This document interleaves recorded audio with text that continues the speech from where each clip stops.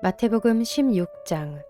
바리새파 사람들과 사두개파 사람들이 와서 예수를 시험하느라고 하늘로부터 내리는 표징을 자기들에게 보여달라고 요청하였다. 예수께서 그들에게 말씀하셨다.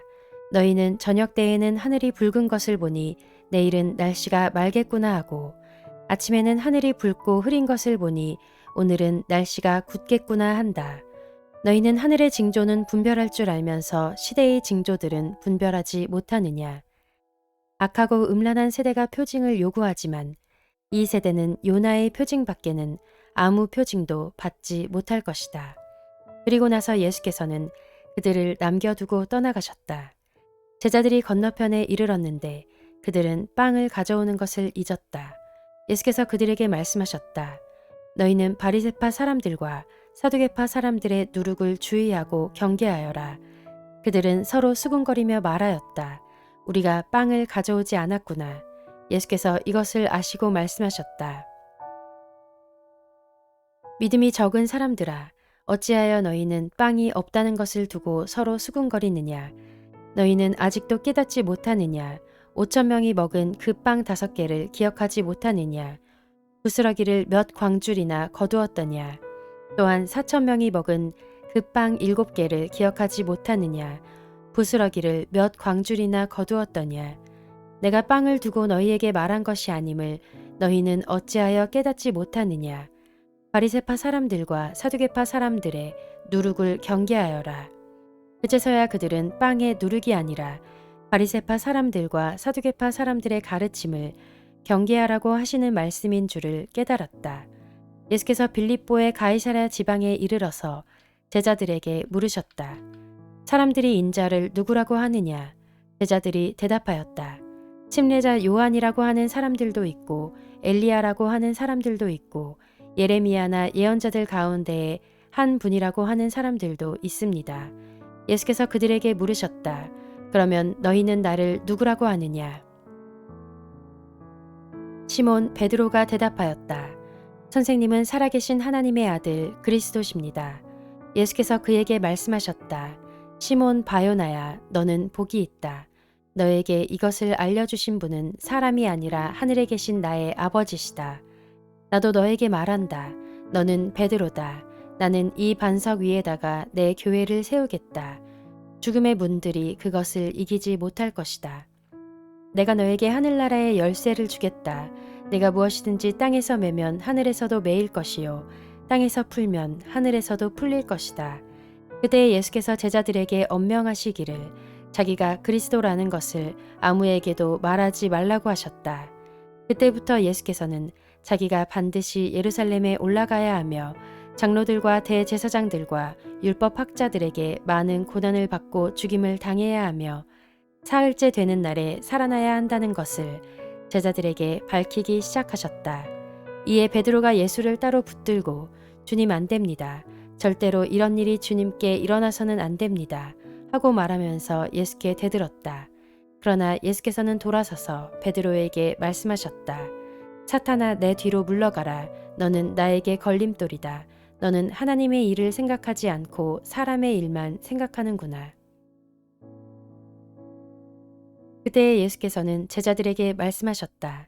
누구든지 나를 따라오려거든 자기를 부인하고 제 십자가를 지고 나를 따라오너라.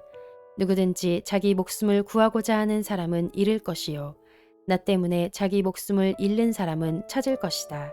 사람이 온 세상을 얻고도 제 목숨을 잃으면 무슨 이득이 있겠느냐.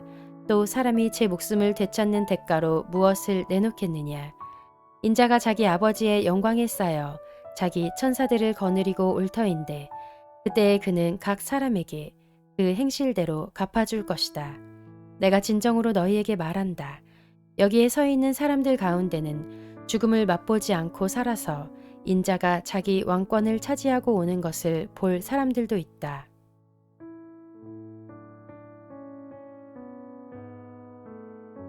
마태복음 17장. 그리고 엿새 뒤에 예수께서는 베드로와 야고보와 그의 동생 요한을 따로 데리고서 높은 산에 올라가셨다. 그런데 그들이 보는 앞에서 그의 모습이 변하였다. 그의 얼굴은 해와 같이 빛나고 옷은 빛과 같이 희게 되었다. 그리고 모세와 엘리야가 그들에게 나타나더니 예수와 더불어 말을 나누었다. 그때 베드로가 예수께 말하였다. 선생님, 우리가 여기에 있는 것이 좋습니다. 원하시면 제가 여기에다가 초막을 셋 지어서 하나에는 선생님을, 하나에는 모세를, 하나에는 엘리야를 모시도록 하겠습니다. 베드로가 아직도 말을 하고 있는데 갑자기 빛나는 구름이 그들을 뒤덮었다. 그리고 구름 속에서 이는 내 사랑하는 아들이다. 나는 그를 좋아한다. 너희는 그의 말을 들어라 하는 소리가 들려왔다. 제자들은 이 말을 듣고서 얼굴을 땅에 대고 엎드렸으며 몹시 두려워하였다. 예수께서 가까이 오셔서 그들에게 손을 대시고 말씀하셨다. 일어나거라, 두려워하지 말아라. 그들이 눈을 들어서 보니 예수밖에는 아무도 없었다. 그들이 산에서 내려올 때에 예수께서 그들에게 명하셨다. 인자가 죽은 사람들 가운데서 살아날 때까지는 그 광경을 아무에게도 말하지 말아라. 제자들이 예수께 물었다. 그런데 율법학자들은 어찌하여 엘리야가 먼저 와야 한다고 합니까? 예수께서 대답하셨다. 확실히 엘리야가 와서 모든 것을 회복시킬 것이다. 내가 너희에게 말한다. 엘리야는 이미 왔다. 그러나 사람들이 그를 알지 못하고 그를 함부로 대하였다. 인자도 이와 같이 그들에게 고난을 받을 것이다. 그제서야 비로소 제자들은 예수께서 침례자 요한을 두고 하신 말씀인 줄을 깨달았다.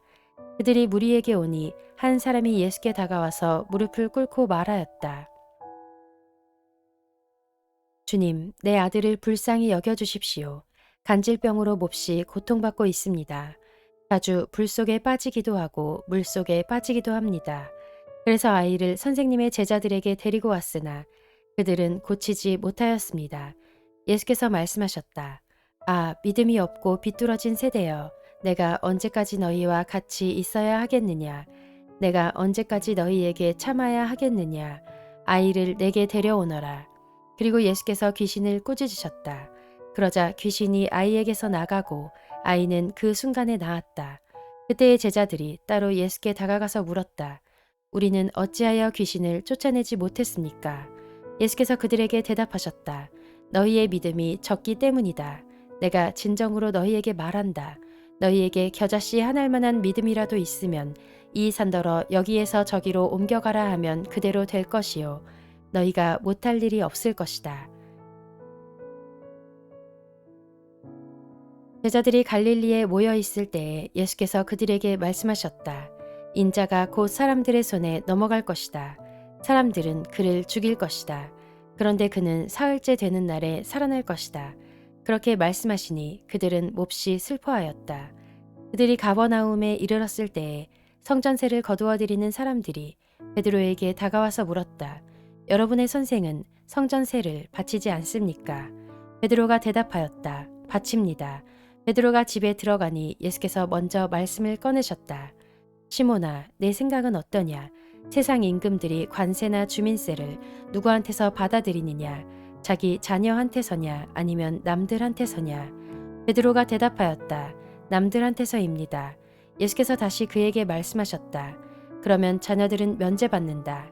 그러나 우리가 그들을 걸려 넘어지지 않도록 해야 하니 내가 바다로 가서 낚시를 던져 맨 먼저 올라오는 고기를 잡아서 그 입을 벌려보아라.